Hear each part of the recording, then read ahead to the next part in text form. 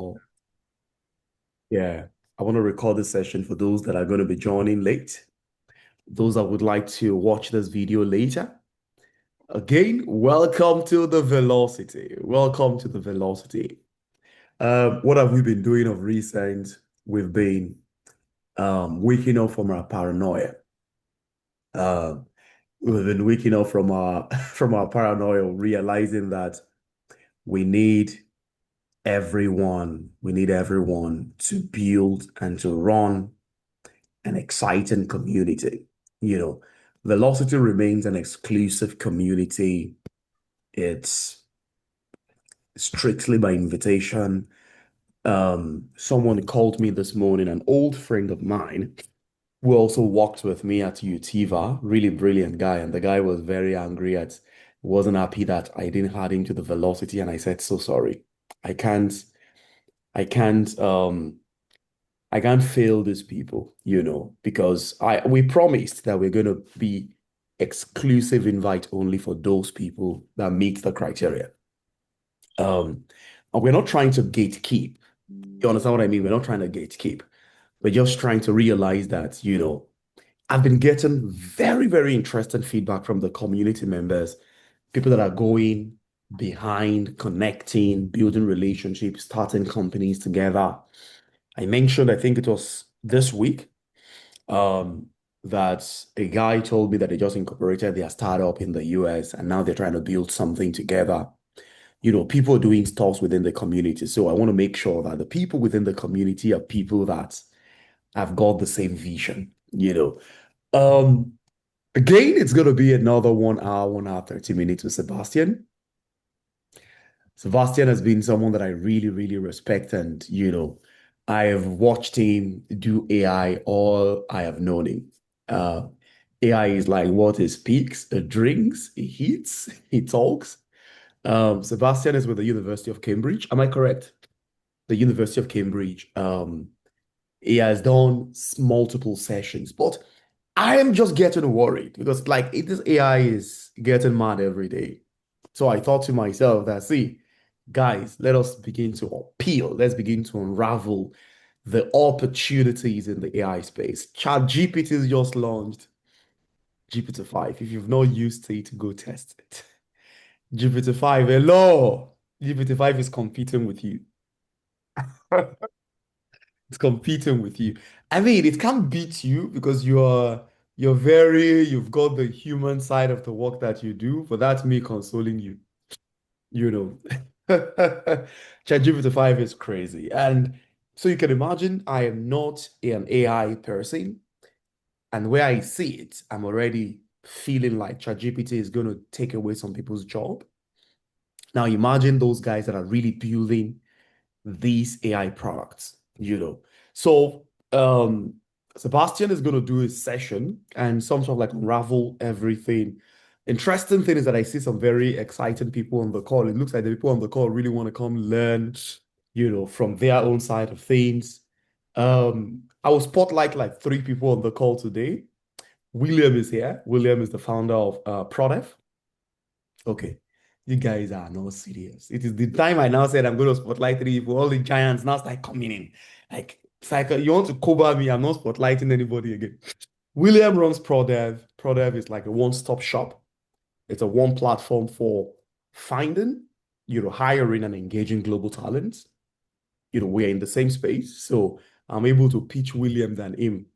Maybe to which yeah, I can pitch now. I can pitch you than you now. I can market you than you now. You know.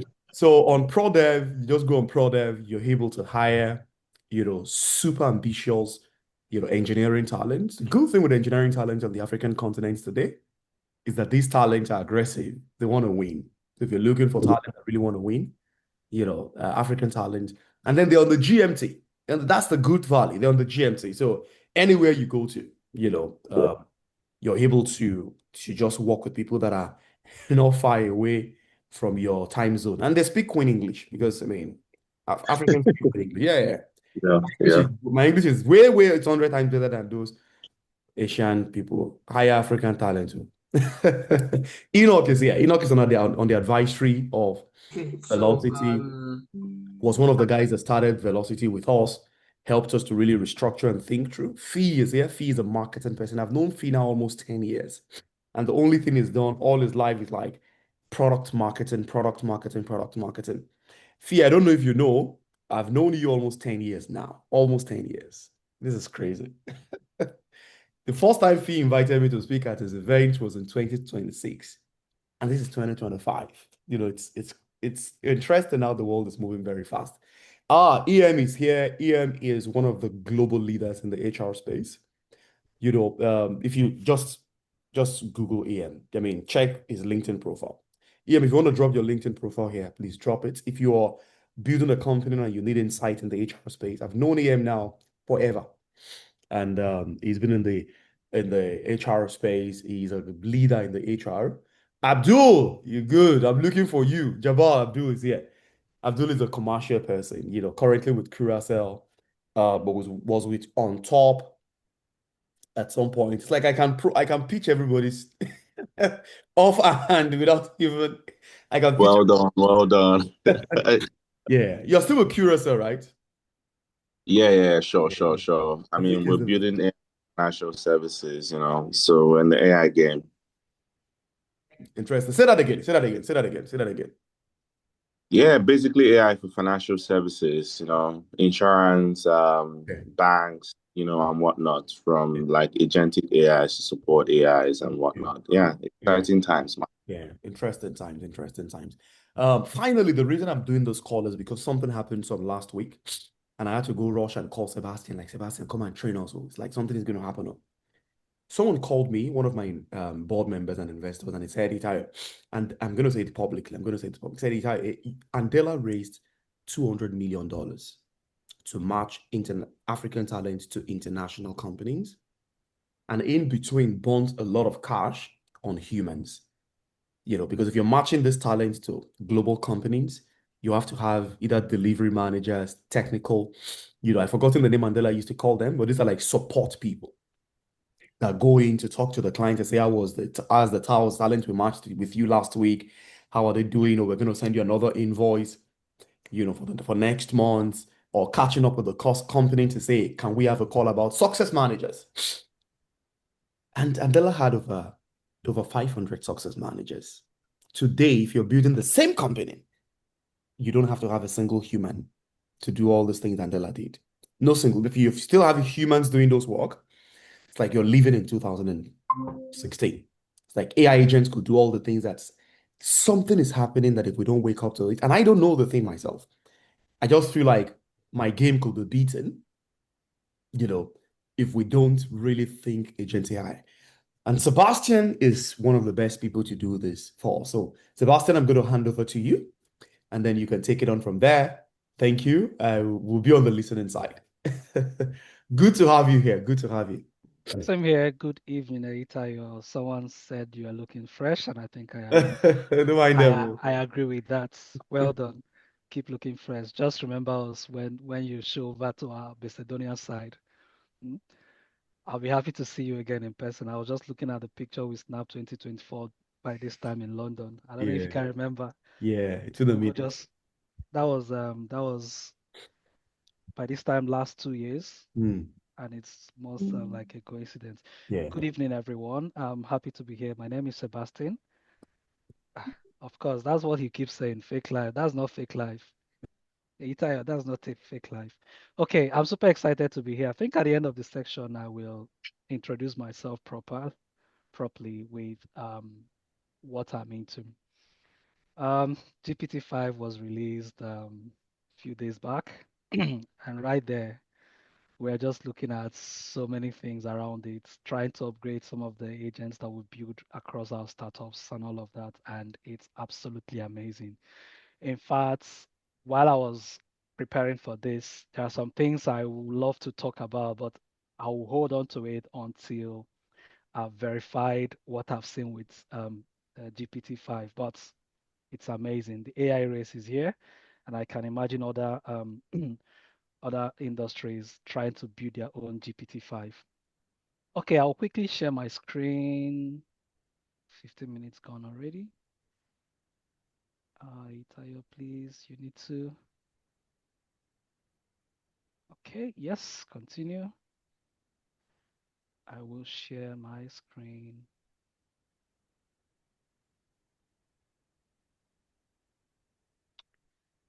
Please, can I get a confirmation that that you can see my screen? Yes, yes, yes, perfect. Lovely. So, and you can see the agentic AI for founders. Is that what Yes, you're saying? yes, yes, yes. Okay, lovely, lovely. So, yeah, to step into the room, I'll just want to gauge the room a little bit. I know we have top sharks here, which Itayo mentioned. So please, if you're on your system, kindly use your phone and just take just capture the QR code. It will link you into a Mentimeter room. If you are on your phone, just type menti.com and put the code 737812184. If you're on your system, on your laptop, you can use your phone to scan the QR code. It brings you into the Mentimeter room. And if you are on your phone listening to me, please can you go to your browser, type menti.com, and to ask you for a code 37812184. And that brings you to my room. If you're there, just give me a thumbs up there. I just have 3 people there. Just give me a thumbs up. If you're in the room, just give me not on the chat. I mean in the Mentimeter room. Oh, great. So the first question we want to look at is when you hear of AI agent or agentic AI, what comes to your mind? Just give me a vote, please. So very sound, I've built one, still grasping it, none at all. We have 14 people in the room. I mean, in the Mentimeter room. Okay, I've built one. Sound very interesting. Still grasping it, interesting. None at all. All right.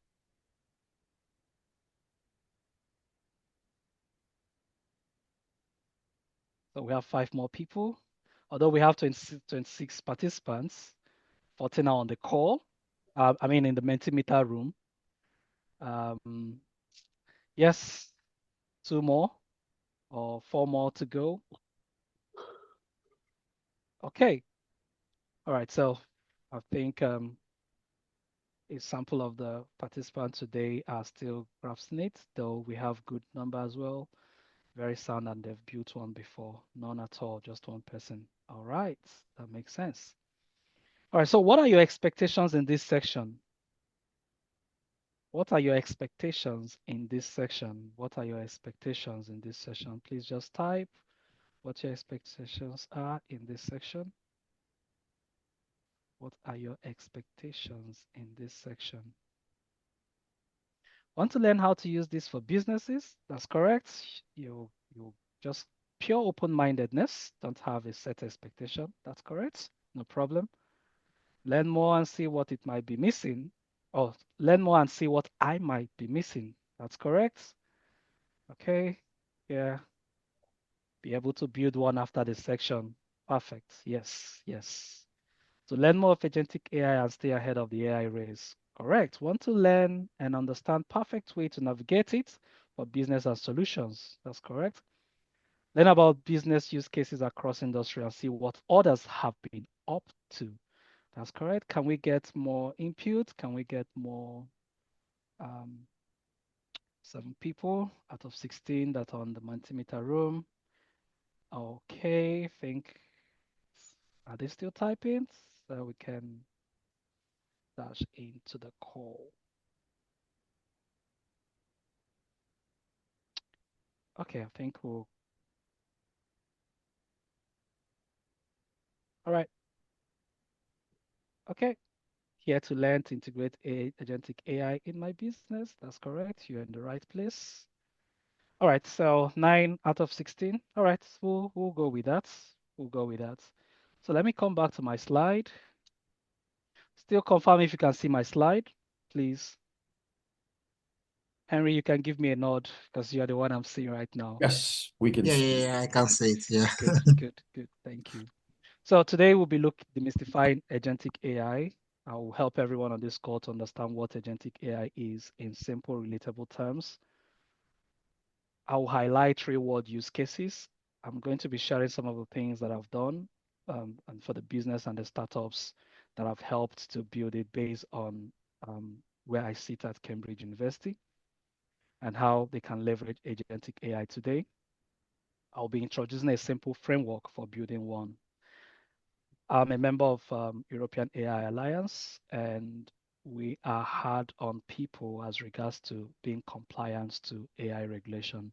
So I will not talk about agentic AI on building one on your product without telling you some of the frameworks that if you're going to deploy any of your product across Europe or even in America, so you can use that framework and ensure that you are building a compliant system. Then inspire business innovation. I'm going to spark some ideas for you to apply AI to optimize your operations, for you to save time, and also create revenue streams. Then I'll mention some of the tools. No code. So if you don't know how to code, you're welcome. If you know how to code, you're also welcome. So AI or the world of tech actually is bridging that technical skill sets, the gap within technical skill sets. So if you don't know how to code, you're welcome. I'll be showing you some of the tools that you can use to build an AI agent. So AI agent is not ChatGPT. It's not GPT algorithm. So, and the next step for you to explore and experiment with agentic AI. So let's dive right into it.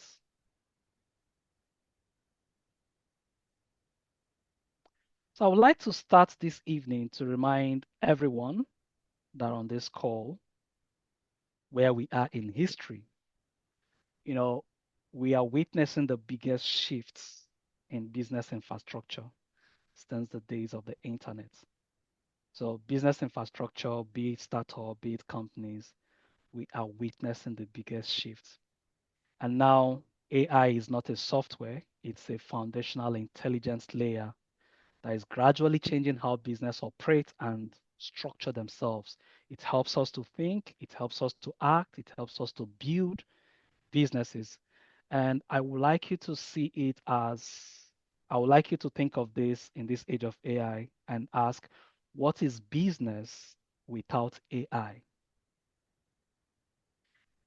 And one of the truths is I need to close this Mentimeter completely. Yep. The hard truths about tomorrow's race is that in 2025, just as Aitayo mentioned, if AI is not influencing your operations, you are running on a yesterday's fuel in a race for tomorrow. Let me try to explain what this means. You see, the AI wave is already here, and it's not something we have to plan for someday in the future. So the condition here is that if AI is not shaping how your business works, whether in products, whether in marketing, whether in customer service, or whether internal processes, then the consequences is that you are relying on outdated tools. Your strategy may even be outdated and your capabilities. So that is the analogy they're saying yesterday's fuel. So meanwhile, your competitors are using AI to move faster and adapt quicker and lower costs. So you are in a race for the future, but you are starting with an engine built for the past. So in 2025, AI is not an option here. It's going to be your competitive edge. If you're not integrating it into your operations, you're already falling behind.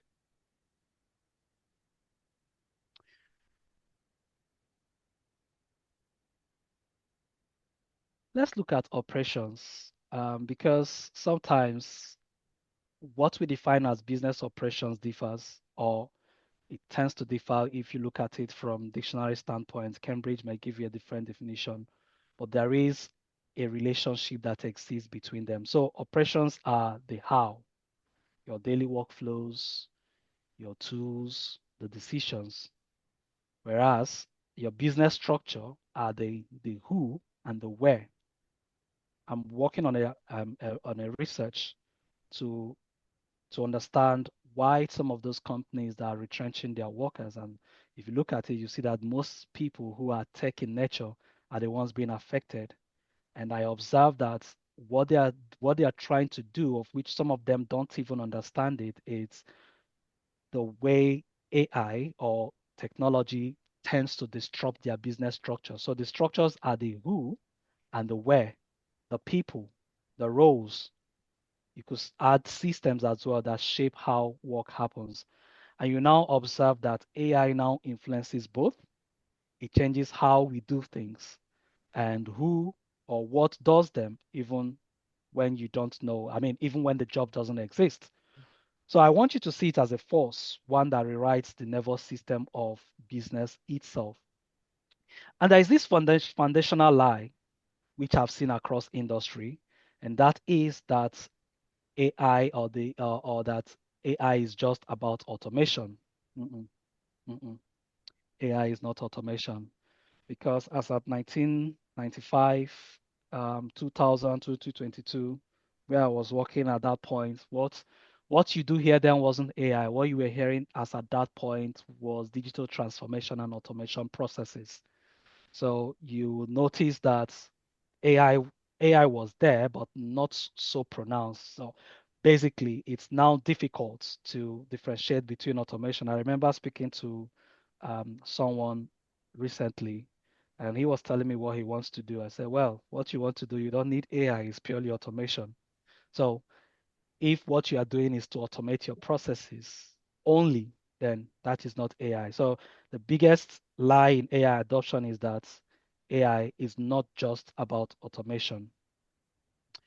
Then what is AI? The real play is the abstraction. So AI abstracts human labor. That is that side of automation. But what makes it AI now is that it abstracts understanding.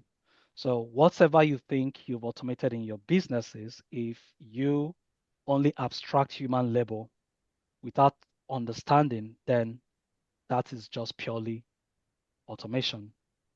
When it becomes an AI system completely is when automation sits there and abstraction as well. So abstraction is more like the surface layer.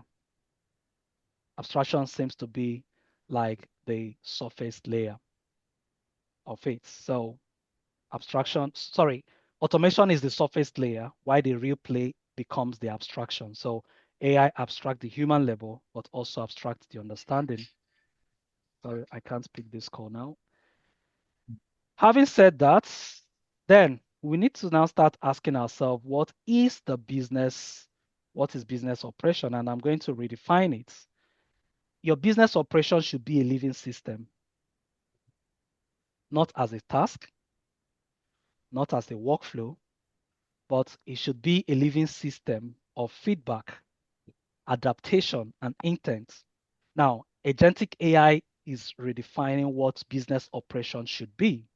So think of operation as a form of intelligence, how your company sees its environment, how it processes what it sees, and how it acts on what it learns. In that frame, that is sensing the environment, what it sees, and how it acts on what it learns, it becomes the equivalent of what I call synthetic intuition. Whereas, what that means is that it doesn't just automate the task, it changes what a business knows and how fast it knows it. So that means that you can't run your old operating reading on a new AI intelligence, or you need new clocks, you need new reflexes. In fact, part of what the frameworks we've started developing is to say that I think companies that rely on API should start redefining their API if they are going to use agentic AI or AI in its entirety. So new KPIs for companies that are really using AI and they think in real time I won't go deep into that. The paper will be published soon, currently with Manchester Metropolitan University with UK government on the findings that we've done within that, which I am championing at the moment. Now, and this what leads us to the depth of departmental thinking. Please pay attention to this. And if you're working in an organization and they are deploying AI, you need to listen to this, because some of those companies that are retrenching tech guys, or tech guys being affected mostly in that age of time, there is something that is ongoing within the departments. So you see departments merging in that real instance. So we are currently going to see the death of departmental thinking. Departments are natural. They are industrial era artifacts. What I mean by that is that when you look at departments like marketing, you see that most of the activities that they do or they carry out are related to marketing. Likewise, finance, likewise, operations. Check some of the big fours that are fully into this. You see that those titles, marketing department, finance department, operations department, are currently being dissolved, and a new shape of structure is coming up in the industry. And that's part of what agentic AI is doing. So operations didn't come from nature or internal truth. They were invented during the industrial age. And the purpose of it is to help manage large, complex organizations when human were the only ones thinking. Right now, with not just human thinking, we have AI helping and complementing human in that thinking. So I want you to see it like assembling lines, you know, specializations of labor. It could even be a clear hands-off between roles. That structure made sense when people had limited processing power and they needed structure. Can you hear me? That's not where you coming today. Wait here for. You get money from me. I guess. Mic check, please mute yourself. Sebastian, I'll just mute everybody and then you can move on. Sorry about All right. Thank you. You would have to unmute yourself, Sebastian. Thank you. Good. Very good. This actually disrupts train of thought. Okay, I'm talking about the death of departments. Okay, so we had departments is an industrial era artifact, and I think I've mentioned already that it was when people had limited processing power, and it was created so as to avoid chaos in the working place. So marketing, finance, and operations, they are more like boxes we made to cope with our human cognitive limits of human. Now, humans had to simplify this complexity. So we sorted tasks into categories. That is that departments that we're talking about, to make it manageable. Just giving us a breakdown of how department came into. Now, tasks were now grouped because human couldn't process complexity at scale. But we now have AI, and AI doesn't have the same limitation. All right. It can analyze large complex systems without needing to break them down into traditional categories. For example, it can simultaneously consider customer feedback. Also, for those within product designs, for those in marketing performance, for those in supply chain, all together at the same time, and find the optimal solution across all of them at once. So it doesn't need to be in silos. So AI doesn't need to be in silos. So, and again, AI doesn't even care what label you give a task. It just sees three things. It sees the data, it sees the goals, and the outcome. So it can make decisions that cross traditional boundaries. For instance, let's say you want to optimize your product features based on marketing engagements, or you want to adjust customer support workflows based on your sales data. Could even be marketing pricing decisions, based on supply chain forecasting. So it doesn't, and that's why those departments that we have, the traditional departments, will soon fade away with the help of AI or agentic AI. Now, having looked at that, let's now look at what agentic AI is in itself. Okay, one is that agentic AI is autonomous and goal-driven. Agentic AI is like having a full-time teammate that works nonstop. A full-time teammate that works nonstop. Then it can also be your personal assistance. But instead of just this your full-time teammates handling little things, little tasks like emails, ordering foods, or CCTV cameras. Now imagine it helping you to run your startup. Imagine it helping you to run your startup. It acts like a digital colleague, performing some of those tasks independently and making decisions using predefined rules or learned patterns. Now, then it helps you within your business application. Let's say, for example, you are fundraising. You can build an agent. And when I say you can build an agent, it's something my department have done for the startup that sits within our accelerator programs in Cambridge University. We've built an agent that research investors, writes personalized emails, schedule meetings. I think we've also worked on helping HRs in onboarding users. Currently, if you are coming in within a certain department, because where I work is a big environment, that most times I describe it as 12 universities in one. So there are some units that their onboarding process is through AI agents. So the AI agents could greet them, explain what their day-to-day function is, if it's within the product space, explain the product, and help them succeed faster, settle in fast. So if you are running a physical product now, AI agent can also help you manage inventories. It can also help you predict demands and reorder your stock automatically. Now, all of these things, you can do this without you lifting a finger. And that is what makes agentic AI so powerful. It basically handles your end-to-end work on its own, just like a smart and a tireless co-founder.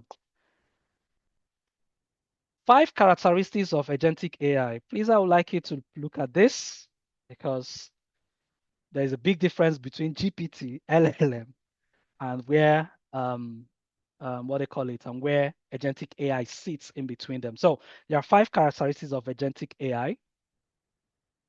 I already mentioned one is autonomous. So it makes decision without human input. Now, these agents, they can act independently and can even reach out for updates or look at report issues, without contacting or contacting a support person if there is an error. Another one is that it is autonomous. It is goal oriented. It sets and achieves goals proactively, not reactively. So they are goal oriented, setting and achieving objectives on their own.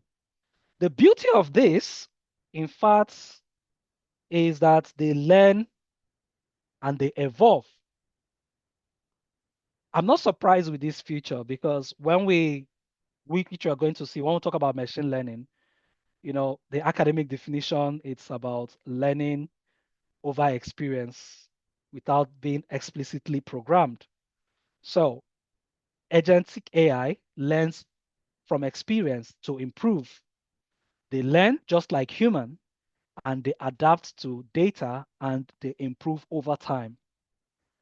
Now, they understand they have a contextual understanding. So they understand the situations deeply. All right. They have contextual understanding, which allows them to make smarter decisions or decisions that are human-like in nature.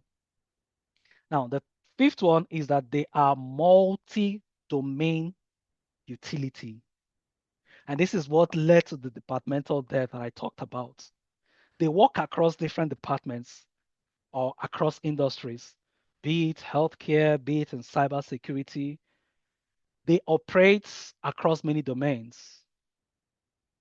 and they tailor their actions based on the demands or what you assign it to do in each of those fields.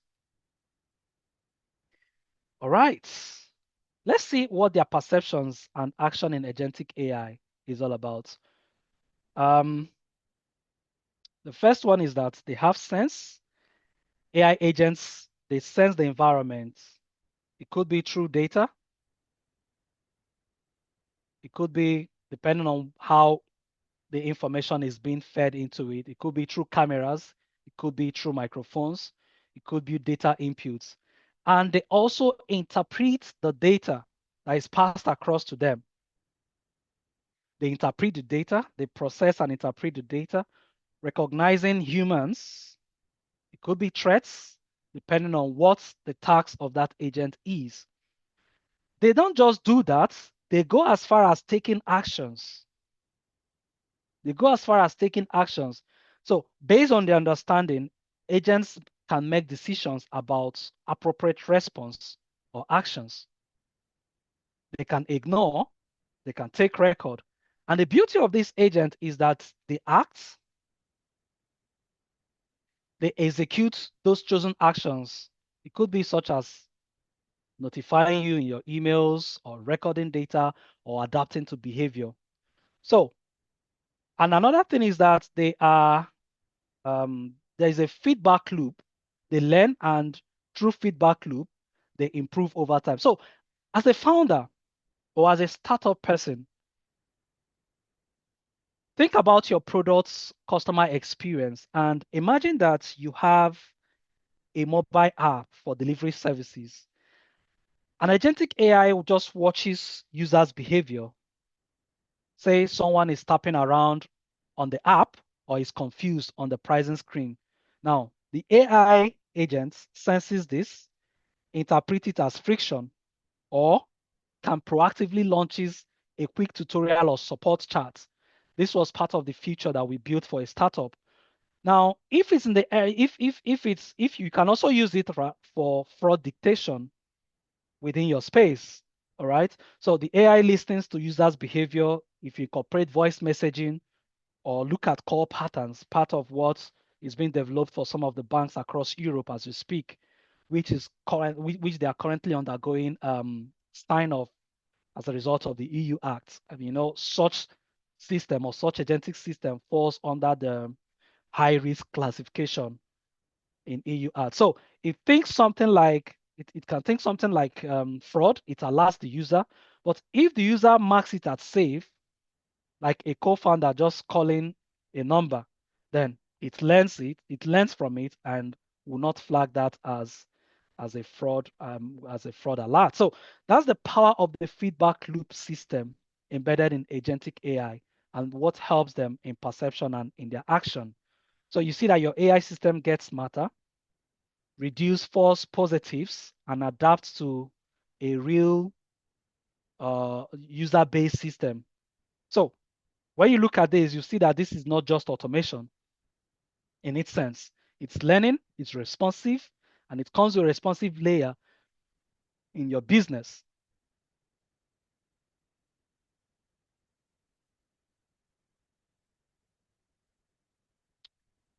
Let's look at their collaborative nature, how they communicate, how AI agents communicate and they coordinate. Now,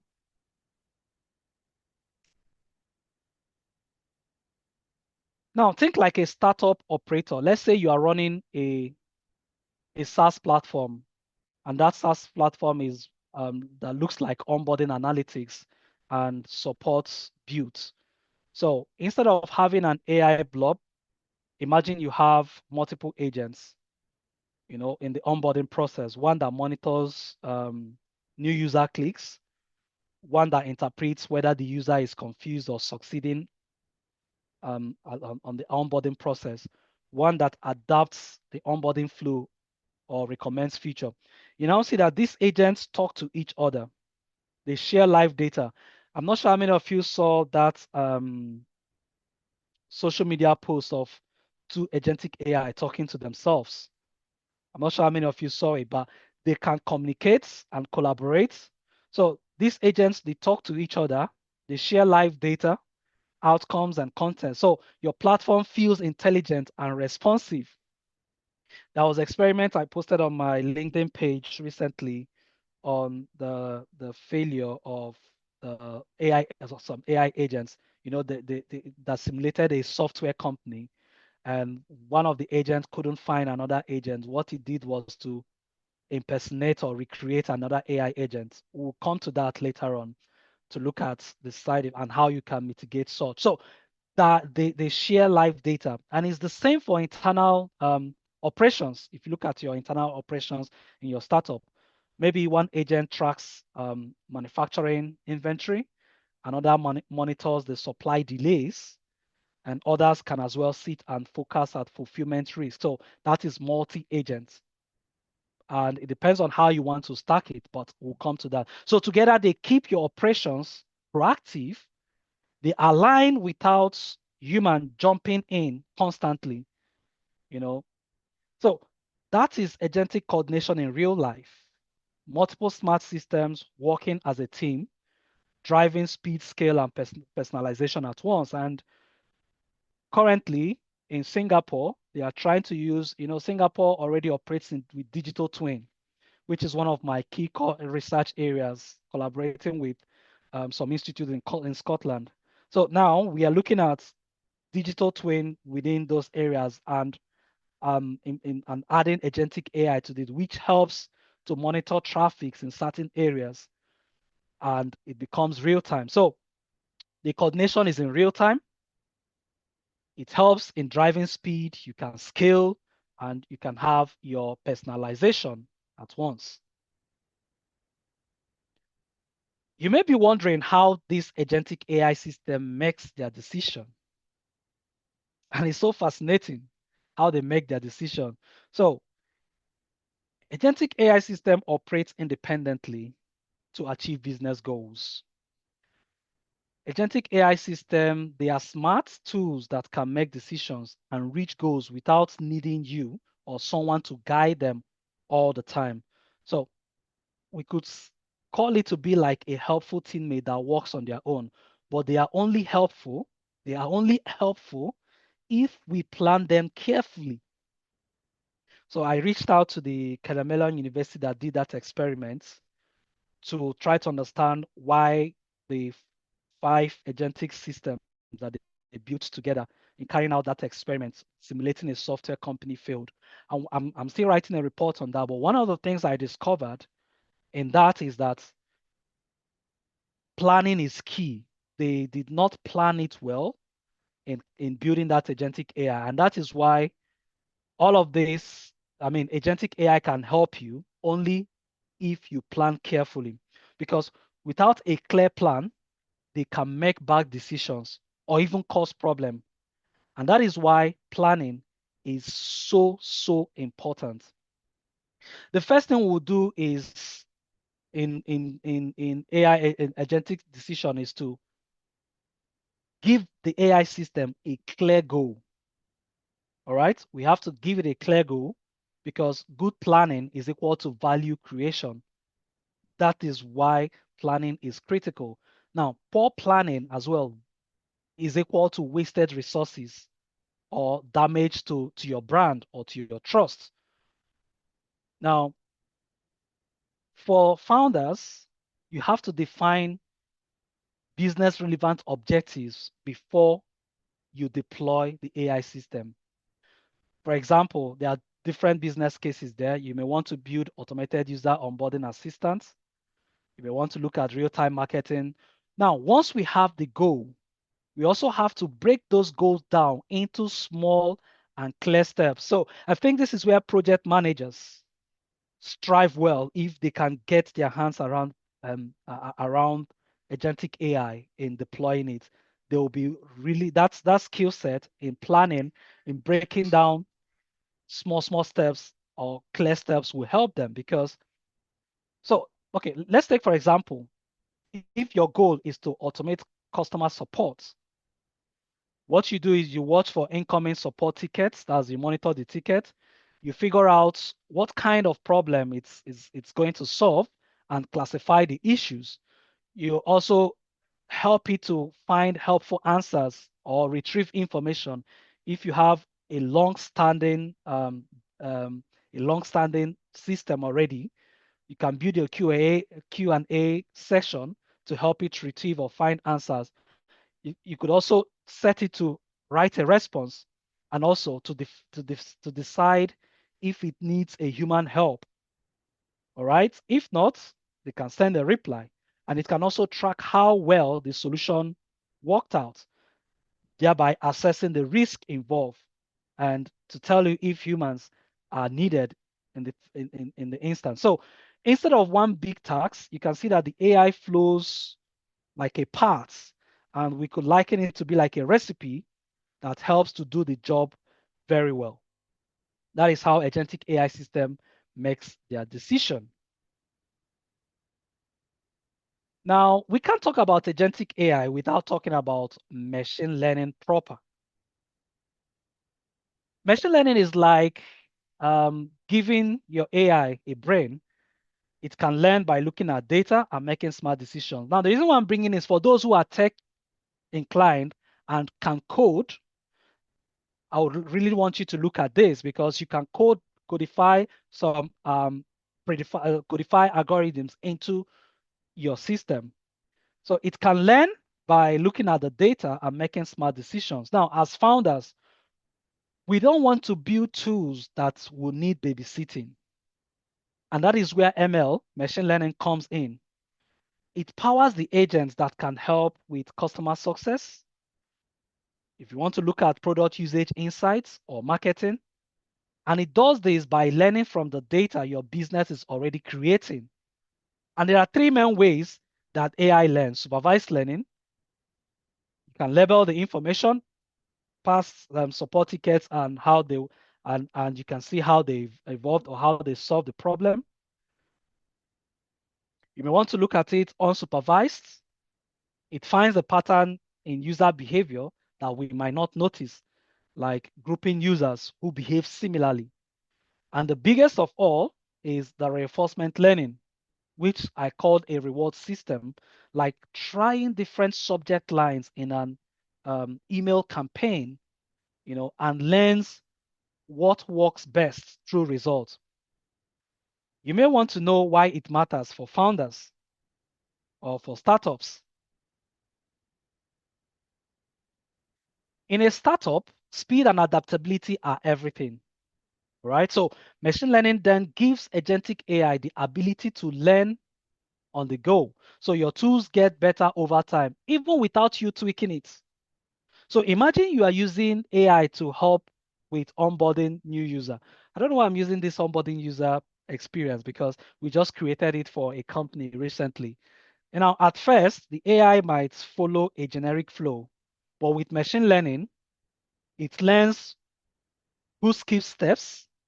In fact, some of the compulsory training that we carry out in my organization, we built an agentic system that helps users. So, most times people will just play the learning and play that training, and they'll go and sleep.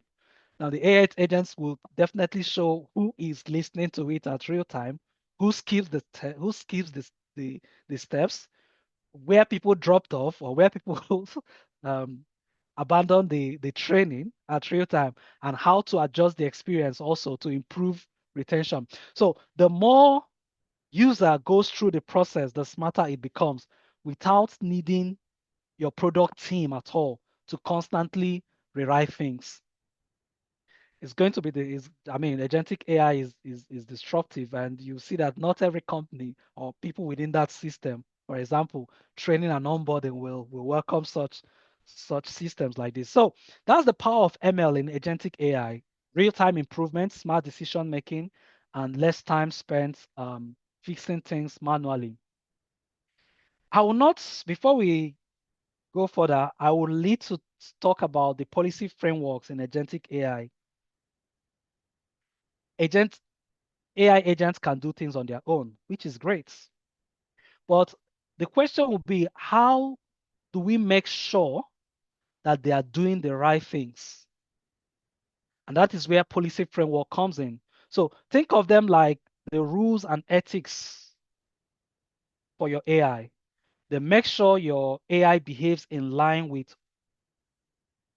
what you as the builder or founder believe is important, such as privacy, safety. We could also add fairness to it. Now, because if you don't factor this policy framework when building your agentic AI, one of the things we've observed is that, in fact, there is one of the big companies, I'm not going to mention the name, that are in Europe as we speak, that are currently undergoing the serious um, legal actions as a result of their products. Now, without this framework, the AI system might do things such as exposing your data or make biased decisions. And that is why you must set clear policies from the start. And there are two policy frameworks that I'm going to talk about.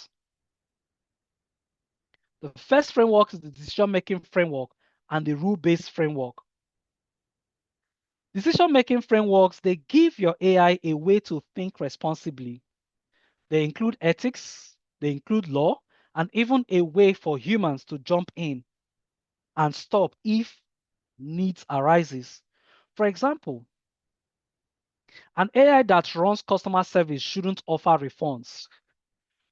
Recently, an organization built an AI system for loans, and we don't just know what happened. It's still they're still studying it, and the system started offering refunds, and they started offering refunds without limits.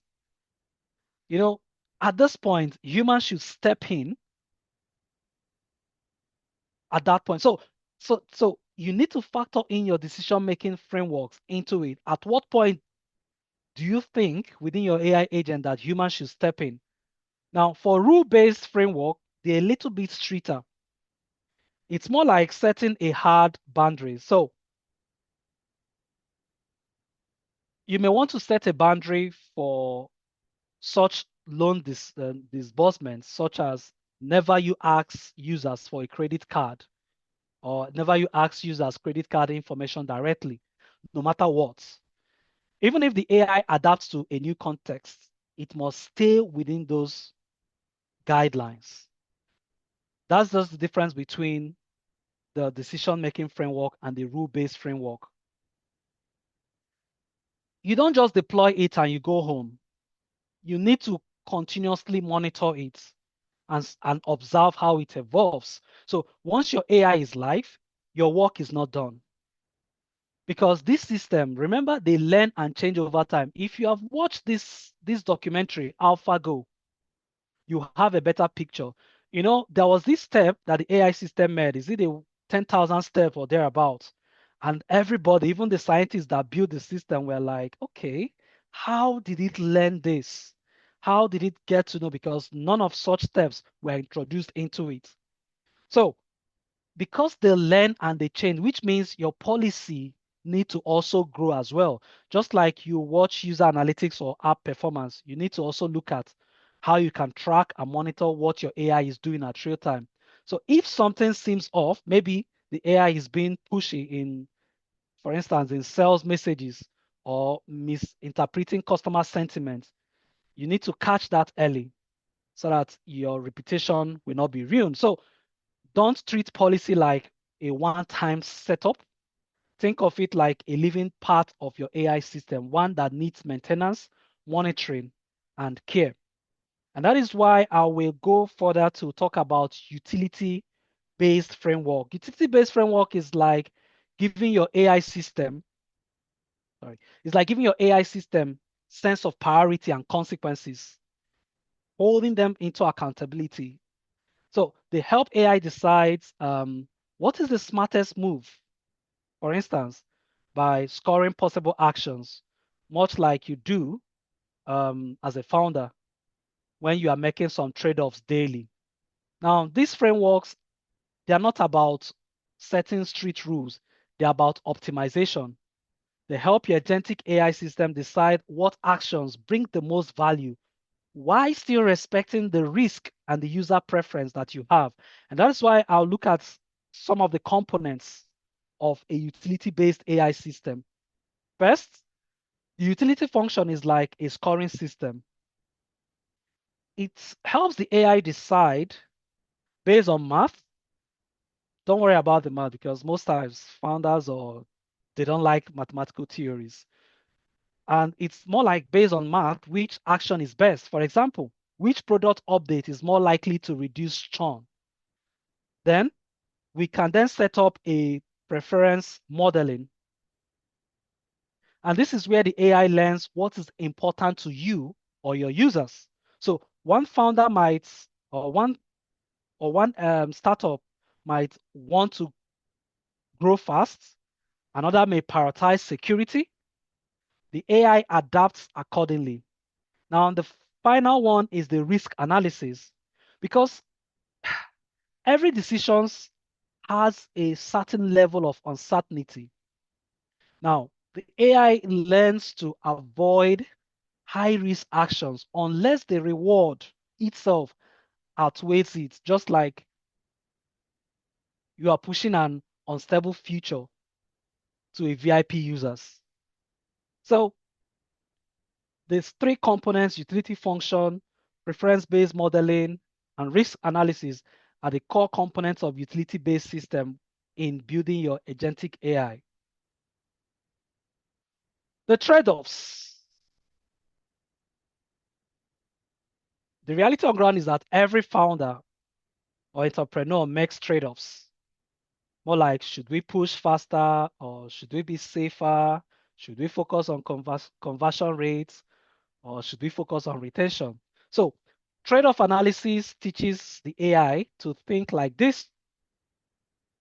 It might weigh whether to send an aggressive sales email, which converts fast, or let's say a softer one that tends to build long-term trust. I think one of the occasions we had to ask one of our clients, so which one do you want? Do you want a system that will be aggressive and convert fast, or do you want a system that is soft that builds a long-time trust? So the goal isn't for the AI to find a perfect answer, right? But the goal is to optimize it in context, just like we do on a day-to-day basis. And that's what makes utility-based frameworks so powerful. They help AI system make intelligent decisions in real time, not just to follow the rules. So even if you're going to use a rule-based system, the trade-off helps through the utility framework, not for it not to just follow the rules, but to be intelligent. And of course, if it's not intelligent, then why is it then called an agentic AI? Okay, getting started, building your first agent, it depends on you as an individual. There are two main ways you may want to start to build your AI agents. And which of them you chose depends on your skills and your goals. The first option is a low code or no code tools. There are several platforms like Flowise AI. You may want to use .bubble. You may want to use, I think the one we normally use to first of all test our MVP first before building technically is the N8 A8N. The logo is just there at the corner there. So if you are not so technical, you can use this. It's a drag and drop system. In fact, if you are, I'm sure I've not really, I mean, I'm not really used some of the Microsoft products, but for business intelligence, if you are good with coding, you can, part of what we did was to use incorporate Tableau, incorporate agentic AI into Tableau. And you could see Salesforce as a company are gradually rolling that out. So if your company uses if your company uses Tableau for their business intelligence, then you may be interested in this. So instead of your Okay, let me not say this because I'm on record, and let me not demarket any company.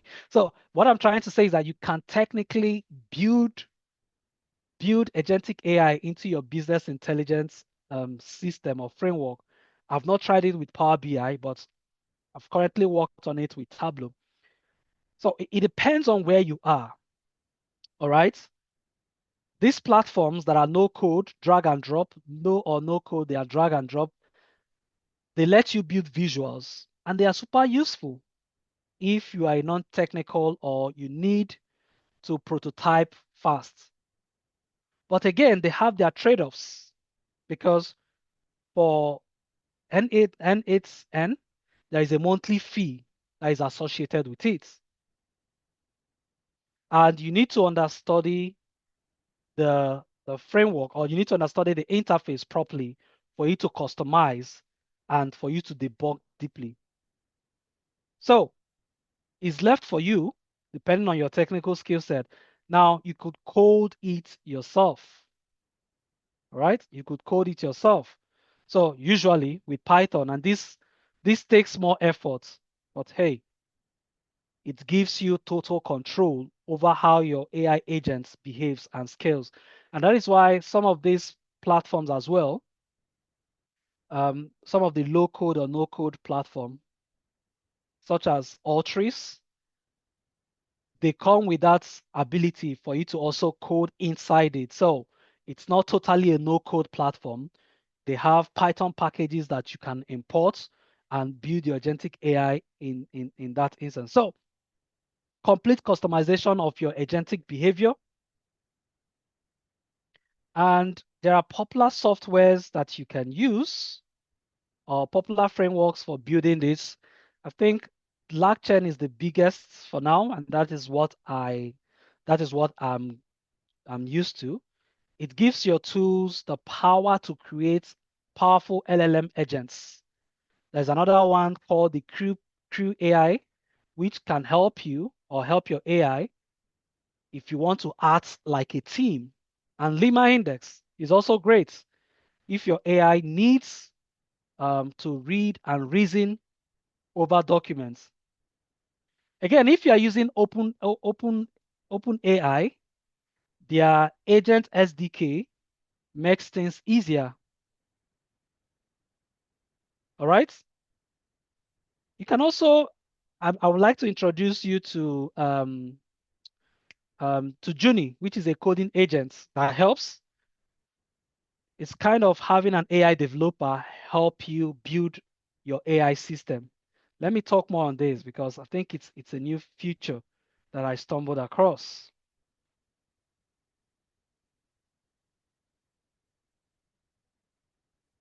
So if you're not a coder and you want to get something off the ground fast, you can go with a no-code platform. It's a great way to validate ideas quickly. But if you want something more customized, scalable, or private, coding your agent is worth the time. And remember, you don't have to pick just one. Many teams start with a no code to test ideas and then rebuild with code since or when they are ready to scale. So let me talk about this Juni AI coding assistant. In fact, since I came across it, it's been really, really helpful. You see, it's a smart AI coding agent and it was built by JetBrains. And I want you to think of Juni like a super productive teammate that can help you write code, troubleshoot issues, or even take over whole chunks of your project if needed. So it's especially useful if you are short on time, if you're working alone as a solo founder, or if you just want to speed up development without hiring extra help. And for founders, I strongly believe you need this because Juni AI coding agents will help you focus on a bigger picture. You know, be it your market, your products, your market, your users, while it handles the repetitive or complex code work behind the scene. So if you are building with AI, Juni is especially cool because it supports the idea of AI building AI. And that is why I love it myself. And it helps to also create so many things. So if you want to optimize your social media content, building an AI agent, I think Genie will be one of the tools to use. They're not paying me anyways. I don't even know them. I've not met them. It's just that I like them. And hey, I got to use it. So they help with time efficiency. They can help you accelerate. It can help you accelerate your MVP or your development. All right. So what will be your call to action today? Identify one process, what you can do this week or in the coming week. Identify one process. Select a single business process that could benefit from AI optimization. You may want to try a simple tool. You may want to try the LangChain or Agent GPT, or go for the no-code platform, the Flowwise. I will advise or recommend you start with, if you're if you're not a technical person or you're not um, so good with coding, to start with the non-coding or low-code platforms, just to create a demo agent, and that would then help you scale at large if you then want to use Python in coding. Then, but most importantly, set out a clear goal, define one specific objective for your agent to accomplish. Then you can get support and connect with me after this section if you need guidance in getting started. So my name is Sebastian. I've been in the artificial intelligence space and won different awards in innovation, and I'm also a disruptive founder at the forefront of AI advancement and ethical tech, with a dual distinction in data science and artificial intelligence. Led different high impact projects across Europe and across different industries. Currently work with Cambridge University, helped Melanie Connect to generate $12 million revenue under a year. And also the founder of the fastest growing AI student society in the UK, a senior editorial board member of the two leading artificial intelligence leading journals. I've mentored over 5,000 mentees globally and with numerous peer-reviewed publications. So thank you if you're just meeting me today, and I look forward to your questions in this section. Thank you.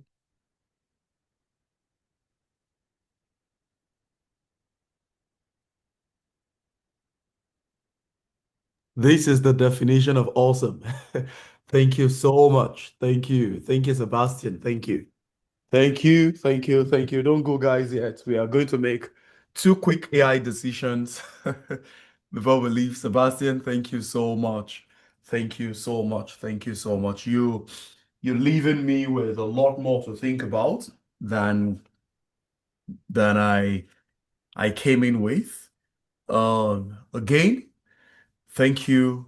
We are very, very grateful for your time.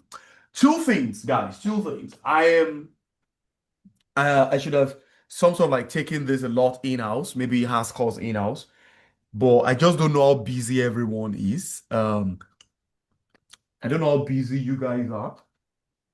How many people are actually interested in learning how to build no-code AI agents? I don't know anybody if we are that um if we are that jobless. Oh God. I don't know how I use jobless. So how many people are very, very free?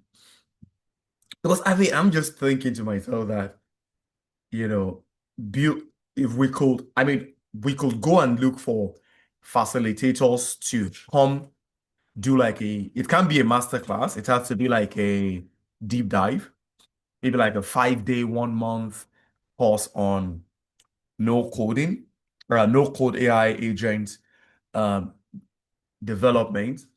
But will you guys have time? That's the way I'm thinking about this. Like these people don't look like people that will join the class. They look too busy for me. Abayomi, you're an engineer now. You're an engineer now. You see that they are not responding because they know they won't have the time for class. Okay. The second thing is because I'm just here thinking to myself that are we gonna have time to do like I know I'm not gonna be able to commit to that. I can't deceive you. Uh, uh, yeah. Let's see if we let's I will discuss that with you, Sebastian, right? I will discuss that with you. Sebastian, we'll talk about that. And then we have some other amazing AI guys here. Zoomit is also here. And some couple of other guys. Let's see if we can do like a 1 week, you know, AI agents class where you just some sort of like come and learn how to build AI agents, no code. And then we could focus on key areas. Like I have certain areas that are like big troubles in my life that I think only AI can do, you know. And I was sharing one with you, Sebastian, right? It's struggle. I get a lot of like people in my DM saying, "Hey, Tayo, you spoke about, this person in this one event that we had. You know, can you connect me to the person?" And probably I've forgotten the person. You know, people come to me and like, "Oh, there's this guy that attended one event, 4 months ago. Can I meet the guy?"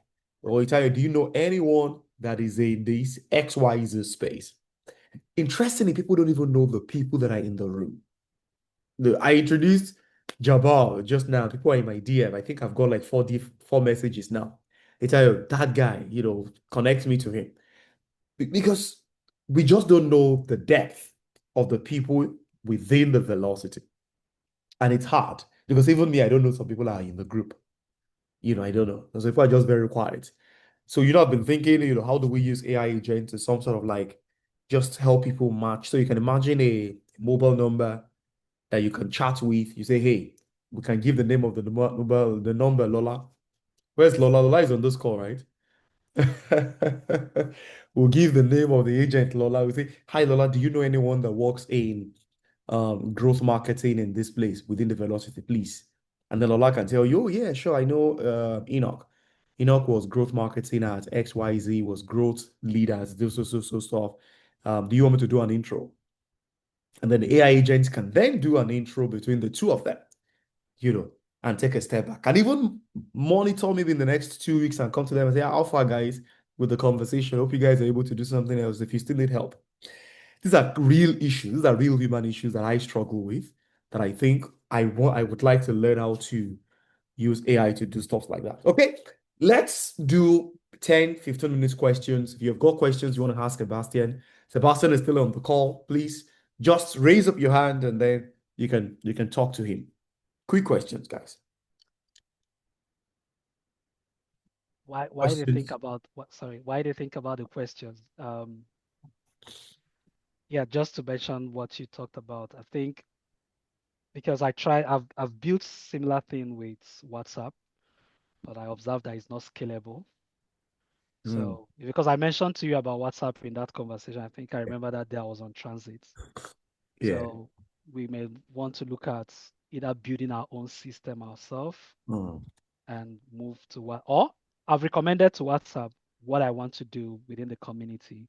Let's see if Oh, they're going to add that feature to allow me to scale up with it. yeah, We can also create our own environment for that. yeah, yeah. Emails are also good for stuff like this. So you can imagine you want to connect with Abdulaziz, for example, is on the call. Someone else want to connect with Abdulaziz. You can just send an email. Hi, Lola at Velocity.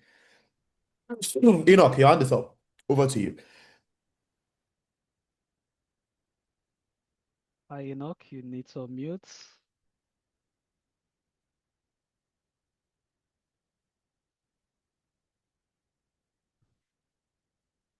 Okay, that's the rule-based system.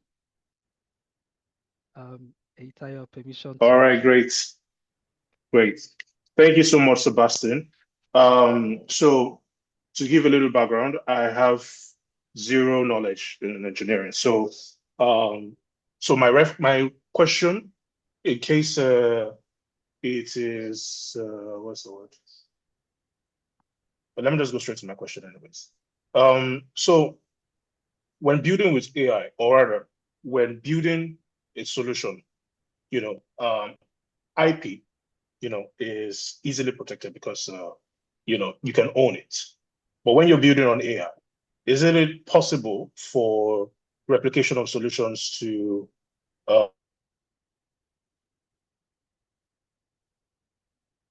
Can you hear me? Enoch, I can't hear you. Or is it just me? become easier, Sebastian, sorry, it's like I muted given you and that Enoch what mistakenly. layer of access on the AI platforms is exposed to the public? Is it just me? I can barely hear you. Okay, Sorry. can you hear me? Yes, now. But please, can you start all over with the question, please?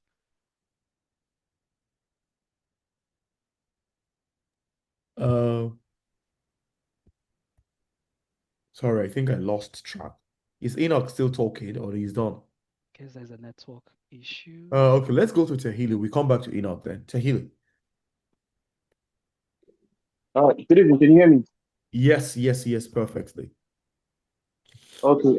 My own quick question. I've been learning anything recently. How do you take your output from anything and maybe put it on something custom that you build? Say you want an interface that would take inputs and then push it into anything and give you back output. Sorry, how do you take your... So anything has its own interface, right? Yes, yes. You want to build a system where nobody sees that anything is doing the back work. How do I Okay. take? How do I make that happen? Just real quick. So how do you take your output from NET8 so that people will not see that interface? Is that what you mean?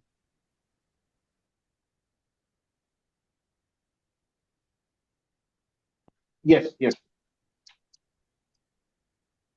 Okay, so Say I want to build. Okay, let me elaborate it. Can okay. you hear me, please? Yep. So I want to build a document parser or something that takes in documents. Yep. Anything does all the processing. Yep. Just a quick. How do I get that done such that nobody knows that any is doing the background work? They're just seeing my own interface. Okay, so I think one of the challenges they raised was to use the API call for them, but I'm not sure if they've developed it. But what I know is that you can actually put it in a soundboard system, which I've not experimented, or ask them to customize the interface for you, but it depends on your subscription with them. So they can customize that interface for you where it can carry your company's logo, carry your company's domain, or if you build it separately, you can also host it on their own platform. So what I know we've done is to help our customers customize it with their own interface so that it will sit with their own name, although at the back end is with NA8.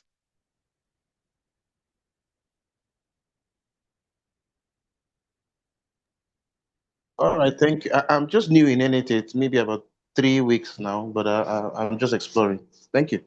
Yeah, or you can there is this though it was part of what they pitched to us at some point. God, what's the name again? Um, web web webhook part or something. I can get that for you. So you can decide to dedicate a subdomain for the public endpoints of NA8. Then it exposes only the webhook part you need and keep the editor UI on a lockdown admin subdomain or not exposed at all. So it's more like a reverse proxy, which makes it simple when deployment. I'm curious to know what you've built with NA8 because it's such a flexible environment. First thing I did was uh, I did a sales. So I want to zero in on sales. So I used DeepSeek LLM to do research or to bring in a certain kind of ICP. I define my ICP and then ask DeepSeek to pass this into a query and then bring back those results and put it in an Excel sheet. That's the first successful one I did. That sounds interesting. If you On the watch my street. And so Africa may not get there on time, but eventually Africa will get there. So I mean, so if you watch my countenance when you mentioned that name, please, if you can use other platforms rather than the name you mentioned, that would be so great. If you want me to explain Okay. better, I'm happy to explain at the back end. I'm happy to get on a call with you to explain why I would not advise anybody that I know or close to me to. Okay. Yes. Other questions, guys. Thank you. Thank you, Tahiri. Thank you, Sebastian. Any other question? Let's take one more question and then we call it a day. Any other person would like to ask? It's been a very fantastic evening. I think it's been awesome. I think it's been awesome. We'll try and have a conversation, Sebastian, to see if it's possible to have a practical, Sorry, Itayo, I have a quick question, please. Okay, right. Okay. Thank you, Sebastian. My name is Ayodele. I it's just of recent, I think last month or early this month, I think CAC.gov, there is they announced that they are going, AI is now going to be doing registration and all of those for people. And the first thing that happened is at the launch, somebody just tried to register Boko Haram Limited, and the AI approve, get certificate, and get everything approved immediately. And so everybody was now saying, "Oh, AI approving Boko Haram." It become a talk of town and all of that. Though while you are doing your short presentation, you explain the reason why we must not leave everything to the AI, why there must be a check and balance. So policy angle and ethics and all of that. You mentioned all of that.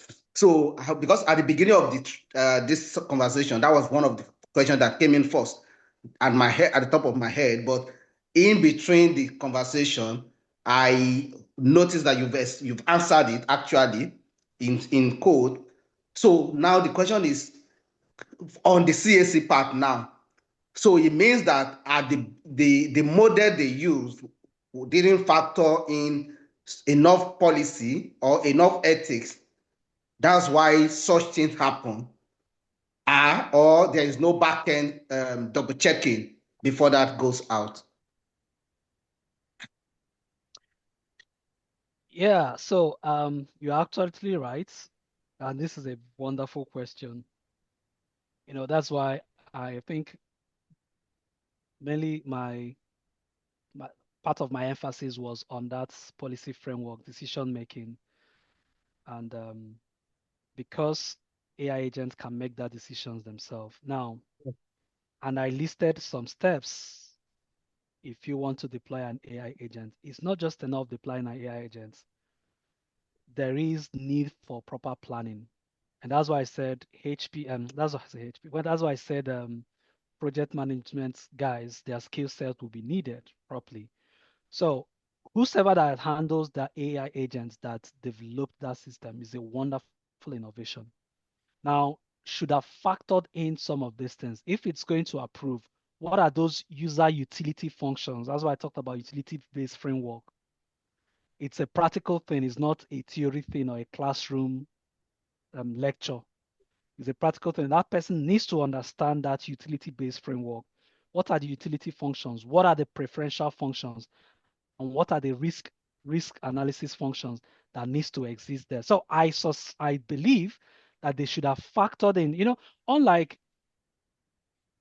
I'm trying to look for an example. If those who are in NLP space, there is what there is the when you are building your sentiment analysis, there is something called what it something called when you are trying to build your word cloud, there's some noise that you removed in terms of words that would not actually make sense. Stop words. Stop words. So they would have had a link to some of those stuff and create a preferential method under the utility-based framework that any name that sounds like this, means like this, resonates like this, should go for human check before being approved. So no matter how you turn it, because and you can also take the framework from Google to apply to apply to it. So I expected them to have done that because there are some words that when you go on Google in Europe or in a restricted area, that they will tell you that that you won't find, or it will just tell you that what's that error that normally pops up. It's a Google API thing that they could have just used in order to remove such issues. So I think proper planning and breaking down the tasks that that AI agent would do in granular mode should have been factored in. And I believe Yeah. that Boko Haram approval shouldn't have surfaced or gone through, or a human check would have done that. Yeah. Yeah. And also if when we are building products, we also need to be very forgiving. We need to be forgiving. I think when you speak to product leaders, you would always hear them say the first version of every product is shitty. So it's okay if it registers Boko Haram today. In the next 5 years, it will be better. There are no more questions. Again, thank you, I think there's a Sebastian. question by Enoch in the chat. Okay, yeah, please. Yeah, please take that. Thank you. All right, so the question is, what intellectual property risk exists when developing commercial solutions on agentic AI platforms? I think this should be a 2 hours lecture Ah, if I should take on, but again, it depends, but I'll just give a general overview.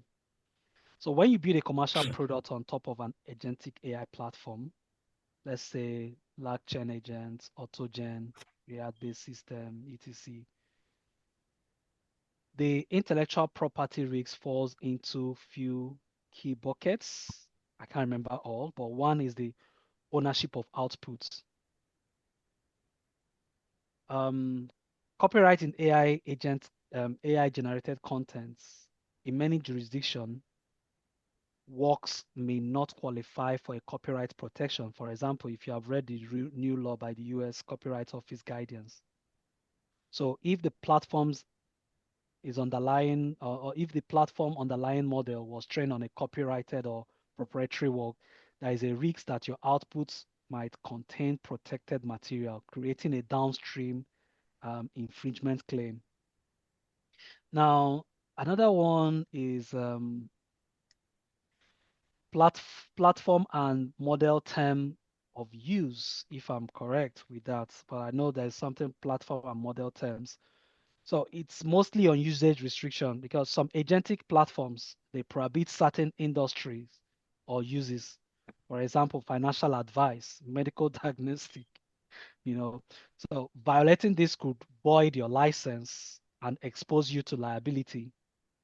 Then we also look at trade secret leakage, which is centered more on prompt and data exposure. So I think these are just a few, but again, it depends on what you are trying to build within the commercial space. Then there is a catalog. There is a catalog within the within the EU database that I can help look at it and see where it fits in or how that can be addressed. And if you're a lawyer in the house, please look out for jobs within the EU because they need lawyers now. yeah. Okay. Um, Thank you guys. It's been a very beautiful evening. I think we're going to take this to the next level. I think we should have like a 4 or 5 day training on building agentic AI or AI agents. You know, 4 or 5 days class. Anyone that is interested can just be a part of it. Um, we will do a little bit of a research on that and come back to you guys on that to see how possible it is. Number two, which I am very excited about, is we are planning a meet and greet in the US. Just thought to let you guys know in the US with a few of our members that are there. But it is going to be in Maryland because we have to eat African. Let's go there. We're not going to all these white people's states. I'm gonna hang out in like to be in Maryland, please, Maryland. Uh, we're planning one in the UK because I know all these UK people. You see them, boring, boring, dry and boring people. We're planning one in London, and we'll give you guys dates. We'll give you guys dates. We're planning one in London. It's gonna be it's gonna be probably the US first, and then we do London. And then we're doing another Lagos. Another Lagos. So thank you for being a part of this. Final thing I just want to touch on is please, guys, you're part of this community. We are quite, I mean, I don't know if we should say that we are very formal or we are informal, because I think I don't really like who is the host that is spotlighting me? Is that you alone?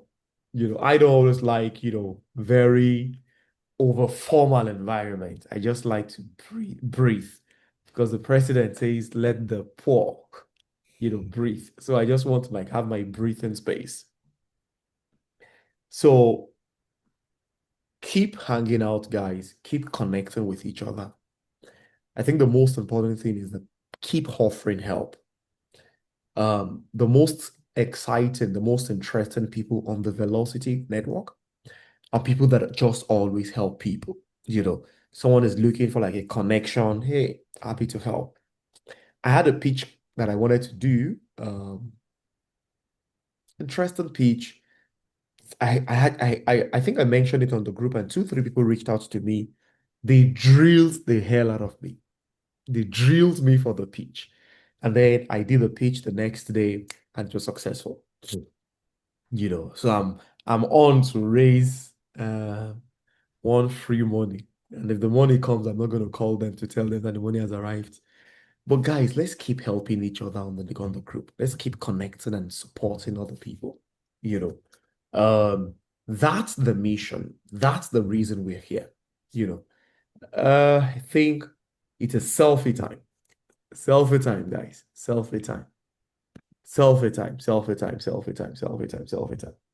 This is the point where I beg you guys to always turn on your videos so that we can do a very quick selfie. Enoch, good to see you. Good to see you, brother. Good to see you. You guys have gone to go and ask for Adeni's wife's hand. And you brought Adeni's wife home now. Great. I had to thank her for accepting Adeni as he is. Adeni is a good guy. Adeni He is actually. is fair. He's 10 times better than Adeni is better than people like us. Adeni is a better husband. I give it to him. Yeah. Because even when he comes to YouTuber Hive, 6 o'clock, the guy is saying he wants to go. I'm like, you're going home 6 o'clock. The only people that goes home 6 o'clock are UK people. They always leave office. If you hire a UK staff, your startup cannot compete internationally. It cannot. Because once it's 6 o'clock like this, they're looking at the time. They're rushing up. They are rushing up. Okay. Please, UK people, don't come after me. Abayomi, good to see you. Good to see you. Abdulaziz, good to see you. Good to see you. And Abdulaziz is a super great community guy. If you're looking for someone who is an amazing community person, I wish you could divide yourself into like 10, because I know people that have communities on the Velocity and they're trying to hire, community people. And maybe I'm going to host you on a session where you train how to build, community behind your brand, because this guy knows the thing. I spoke with someone that knows him when he applied to get velocity, and I spoke with a guy like, this guy wants to join. And like the guy said, Abdulaziz is the next big thing. It's like, okay, interested. Interested. Okay, guys, I'm grateful for your time. Thank you, Tommy. Thank you for joining. Roke, thank you for joining. Sebastian, thank you for doing this. Harrison, good to see you. Tahili, my brother. Okay, good to see you guys. The number one advocate of the DMV. The DMV man, good to see you. I think Mr. Jayola is on the call too. I see him. Yeah, good to see you, sir. Thank you, everybody. Abayomi, thank you. Lushola, good to see you. Have a beautiful evening. Enjoy yourself. Jabbar, I'm going to put a call through to you. We'll finish up. There's a conversation we're supposed to have. We'll do that. Enjoy your evening, everybody. I celebrate you all. Celebrate you guys.